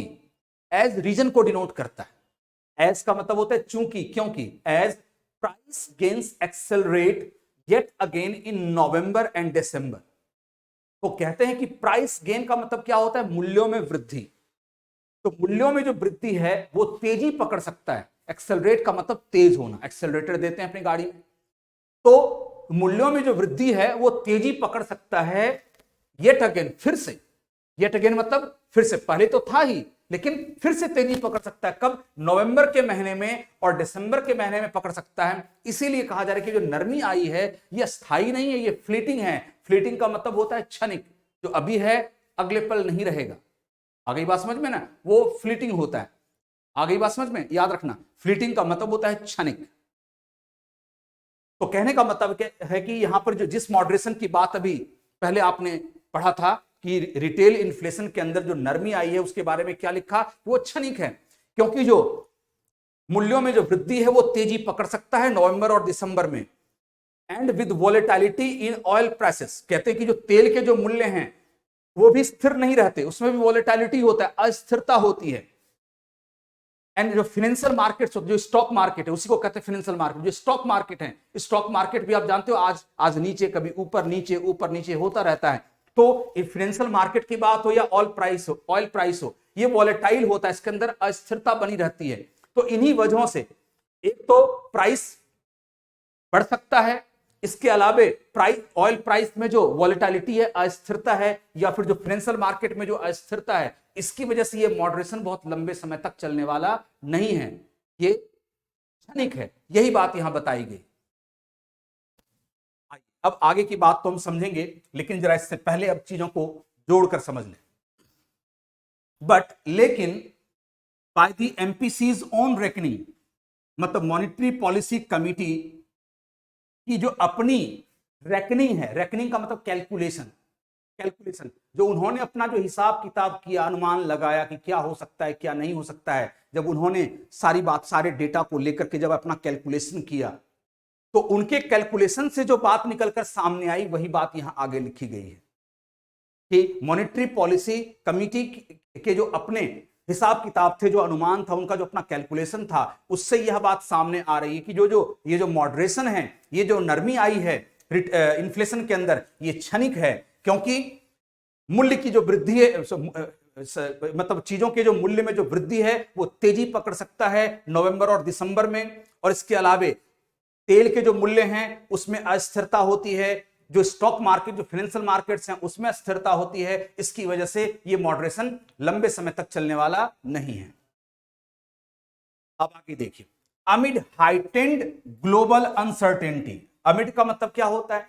के बीच में। जैसे अमंग की मीनिंग होती है ना, वैसे ही अमिड का मतलब होता है, अमिड का भी प्रयोग होता है, याद रखना। अमंग और अमिड ये एक जैसी चीजें हैं। ये जो अमिड होता है ना,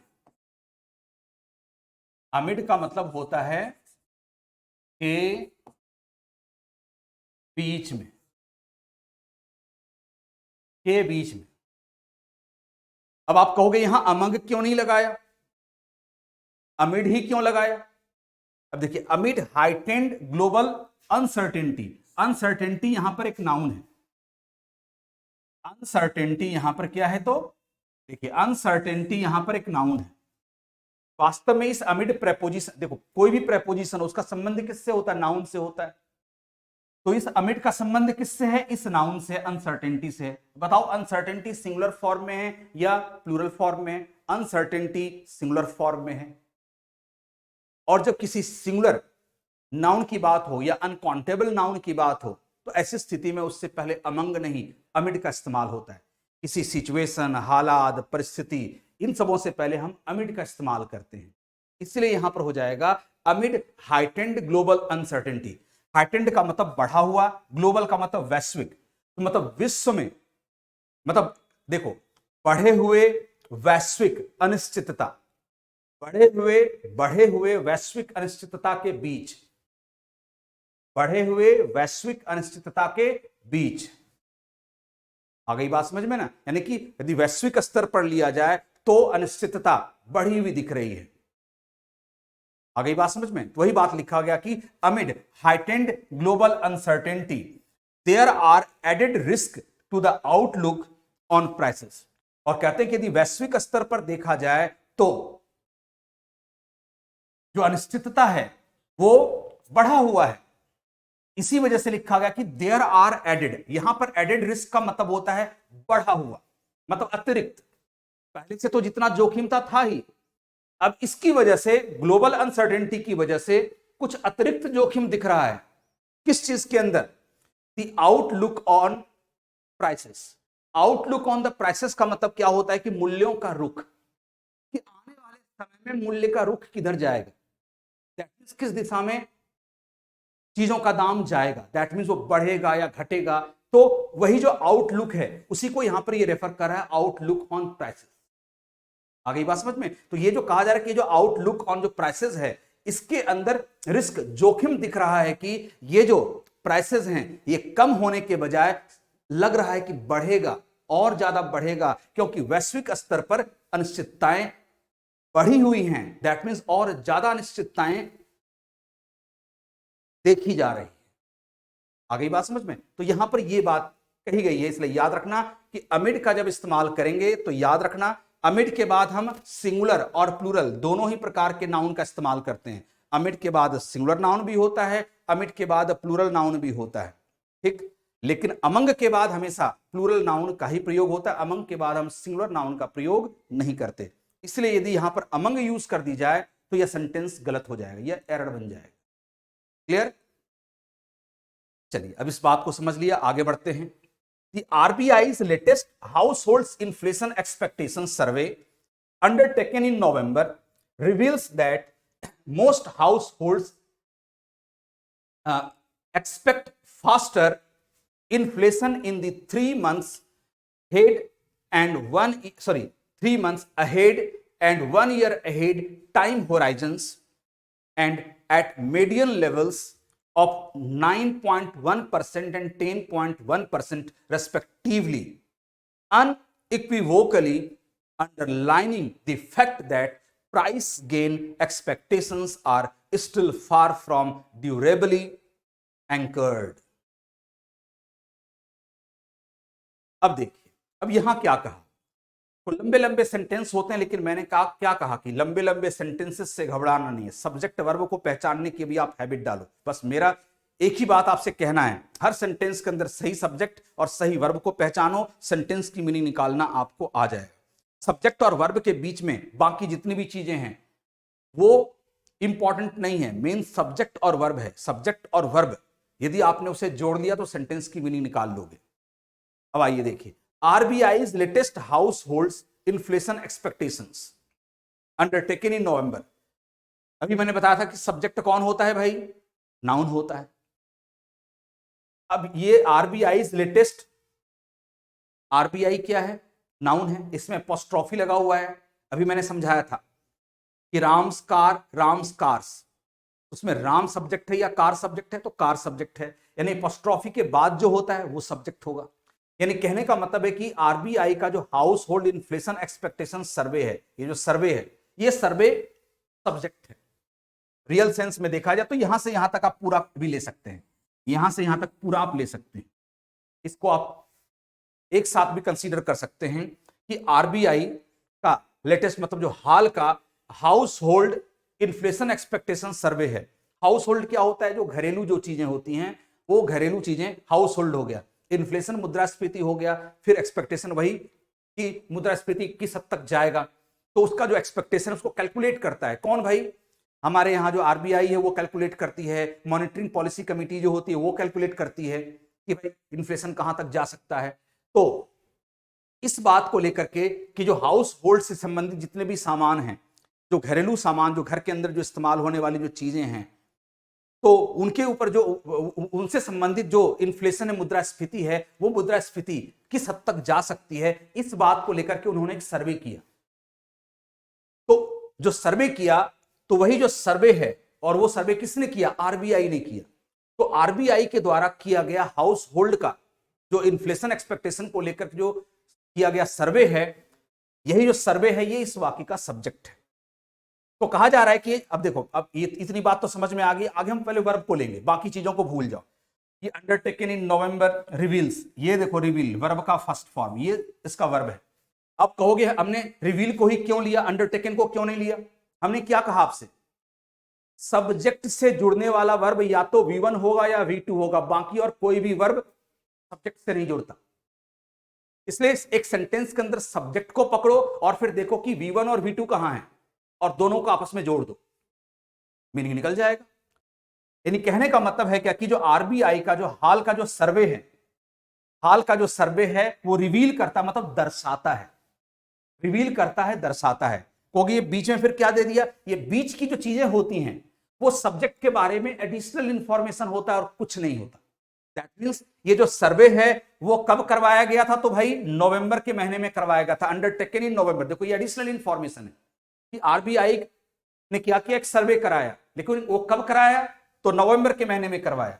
तो ये एडिशनल इंफॉर्मेशन है, इसलिए इन्हें लेकर हमें परेशान नहीं होना है, हमें सीधा वर्ब पर आना है कि आरबीआई के द्वारा करवाया गया जो सर्वे है वो रिवील करता है, दर्शाता है, सामने लाता है कि मोस्ट हाउस होल्ड्स एक्सपेक्ट, अधिकांश जो हाउस होल्ड हैं, अधिकांश जो घर हैं, वो expect faster inflation in the 3 months।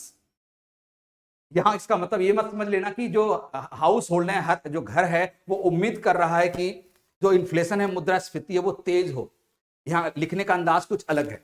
लिखने का अंदाज यहां पर यह है कि जो हाउस होल्ड से संबंधित जितने भी सामान हैं, तो उन सामानों से जुड़ी हुई जो उन सामानों से जुड़ा हुआ जो मार्केट है, बाजार है, उसके बारे में कहा जा रहा है कि उसमें उम्मीद किया जा रहा है कि जो मुद्रास्फीति है अगले 3 महीने के दौरान उसमें तेजी आएगी, वो गति आएगा, फास्टर होगा।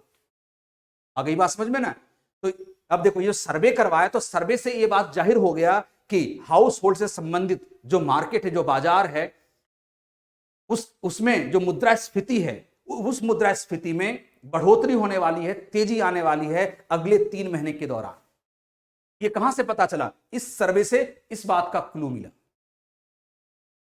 Ahead and 1 year ahead time Horizons, कहते हैं कि आगे भी, और फिर यदि हम टाइम होराइजन की बात करें, तो समय के आगे प्रसार फैलाव की बात करें कि आगे कहां तक जाएगा, दैट मींस ये जो मुद्रास्फीति में जब तेजी आएगी, तो तेजी ये कहां तक जाएगा। तो देखिए, जब कोई चीज समय में आगे कहां तक जाएगा, उसी को कहते हैं टाइम होराइजन। होराइजन क्या होता है? क्षैतिज। मतलब देखो, क्षैतिज में जब नजर दौड़ाओ तो आगे कहां तक जा रहा है, दूर दूर तक चीजें नहीं दिखती हैं। तो वही जो है एक प्रकार का ये होराइजन है। तो ये टाइम होराइजन में कहा जा रहा है क्या कि ये तो आगे भी रहेगा, और यदि हम टाइम होराइजन की बात करें तो 1 ईयर अहेड, एक साल आगे तक ऐसा लग रहा है कि जो इन्फ्लेशन है वो बढ़ा हुआ ही कायम रहेगा। एंड एट मीडियन लेवल्स, और कहते हैं कि औसत स्तर पर, देखो मीडियन लेवल्स ये ईडीएम है, एट मीडियन लेवल्स का मतलब होता है औसत स्तर पर। तो औसत स्तर पर ये कितना रहेगा, देखिए 9.1% एंड 10.1%, 9.1% और 10.1% ये औसत स्तर पर रहेगा रेस्पेक्टिवली क्रमशः। आगे देखिए, unequivocally underlining the fact that, unequivocally का मतलब होता है स्पष्ट रूप से, स्पष्ट रूप से। इक्विवोकल का मतलब क्या होता है, जिसके दो अर्थ निकल रहे हैं, और अन लगा दिया तो अपोजिट हो गया। तो अनइक्विवोकली का मतलब स्पष्ट रूप से, जिसमें कोई भी दोहरे मीनिंग की कोई बात नहीं है, दोहरा सेंस की बात नहीं, बिल्कुल क्लैरिटी है, स्पष्ट तौर पर। अंडरलाइनिंग द फैक्ट, अंडरलाइन का मतलब रेखांकित करना, फैक्ट का मतलब तथ्य। यदि आप किसी तथ्य को रेखांकित कर रहे हैं अर्थात उस तथ्य को विशेष तौर पर आप सामने ला रहे हैं, तो स्पष्ट तौर पर इससे यह बात दिख रहा है, रेखांकित हो रहा है मतलब यह बात दिख रहा है कि price gain expectations are still far from durably anchored. अब देखो इसकी भी नहीं निकालना। Price gain expectations, price gain का मतलब मूल्यों में वृद्धि, प्राइस गेन एक्सपेक्टेशंस का मतलब अर्थव्यवस्था में देखिए इसकी मीनिंग कैसे ली जाएगी। प्राइस गेन एक्सपेक्टेशंस का मतलब कि मूल्यों में वृद्धि किस हद तक जा सकती है, उसकी संभावना कहां तक जाने की है, वही हो गया संभावना, एक्सपेक्टेशंस। तो मूल्यों में वृद्धि की जो संभावना है, are still far from durably anchored, वो बहुत दूर है। जो एक्सपेक्टेशंस है वो बहुत दूर है, किस बात से बहुत दूर है, ड्यूरेबली का मतलब होता है जो लंबे समय तक कायम रहे, जो टिका रहे, वो ड्यूरेबली है। एंकर्ड का मतलब जो स्थिर है। कहने का मतलब यहां पर यह हुआ कि जो जो प्राइस गेन, कहने का मतलब कि मूल्य में जो वृद्धि है, तो जहां तक वृद्धि की एक्सपेक्टेशन आप लगा रहे हैं कि ये मूल्य बढ़कर, जब इन्फ्लेशन बढ़ेगा तो ये इन चीजों का जो दाम है बढ़कर इस पॉइंट तक जाएगा। मान लो कि यहां से बढ़कर वो यहां तक जाएगा, तो ये जो यहां से बढ़कर के, यदि हम कहते हैं कि ये चीज यहां से बढ़कर यहां तक पहुंच रहा है, तो ये अभी एक्सपेक्टेशन है, ऐसा उम्मीद किया जा रहा है, लेकिन ये एक्सपेक्टेशन लंबे समय तक बना रहेगा, अर्थात जो उम्मीद किया जा रहा है वहीं तक वो बना रहेगा, अर्थात एंकर्ड रहेगा, स्थिर रहेगा। इस बात को अभी नहीं कहा जा सकता, नहीं बताया जा सकता, इसीलिए कहा जा रहा है is are still far from. जब कोई चीज आपसे फार है, दूर है, तो कहने का मतलब है कि ये तो फिर आने वाला समय ही बताएगा। अभी इस बात को स्पष्ट तौर पर नहीं कहा जा सकता है कि वास्तव में जो मूल्यों में जो वृद्धि है उसको लेकर जो अभी एक्सपेक्टेशन जो दी जा रही है, जो संभावना दी जा रही है, वो संभावना वहीं तक रहेगी या इससे भी आगे निकल जाएगी, इस बात को लेकर अभी कुछ नहीं कहा जा सकता। अभी ये बात काफी दूर की बात होगी, ऐसा कहना बहुत दूर की बात होगी। आ गई बात समझ में? चलिए, तो आपने अभी इन चीजों को समझा, जाना। उम्मीद करता हूं कि आपको इस एडिटोरियल को पढ़ने के बाद बहुत सारी चीजें समझ में आई होंगी, और ऐसे ही हम चीजों को देखते जाएंगे, समझते जाएंगे, और एक एक कर, चाहे वो शब्द हो, चाहे वो सेंटेंस हो, उन्हें हम अच्छी तरह समझने का प्रयास करेंगे, और भी धीरे धीरे चीजों को और हम अंदर तक जाकर समझेंगे, जानेंगे, ताकि आपके लिए जो रीडिंग है वो बेहतर होता चला जाए। क्योंकि जब आपकी रीडिंग स्किल अच्छी होगी तो समझो इंग्लिश आपके लिए समय के साथ धीरे धीरे आसान होता चला जाएगा। चाहे वो एग्जाम के पॉइंट ऑफ व्यू से देखा जाए या एग्जाम से बाहर की भी बात की जाए, आपके लिए न्यूज़पेपर रीड करना, मैगजीन्स को रीड करना बहुत आसान लगेगा। अभी जो आप डर जाते हैं कि बड़े बड़े पैसेजेस होते हैं या फिर बड़े बड़े सेंटेंसेस होते हैं, कैसे मैं समझूं, कैसे अर्थ निकालूं, ये सारी चीजें आपके लिए आसान होती चली जाएंगी। तो ये कुछ हिस्सा था इस एडिटोरियल का जो भी मैंने आपको समझाया। आप लोग इन्हें रिपीटेडली सोचने समझने का प्रयास करेंगे, बार बार इन्हें जब आप देखेंगे, समझेंगे कि कहां पर कौन सी बात को मैंने किस रूप में समझाया, तो आपकी जो समझ है और बेहतर होती चली जाएगी, और फिर अगली क्लास में फिर आगे चीजों को समझेंगे, जानेंगे इसी तरह से, और अपनी इंग्लिश को बेहतर करेंगे। चलिए, बस आज के लिए इतना ही। Thank you very much. बस आप यूं ही हंसते रहें, मुस्कुराते रहें, खुश रहें और स्वस्थ रहें। Thank you very much.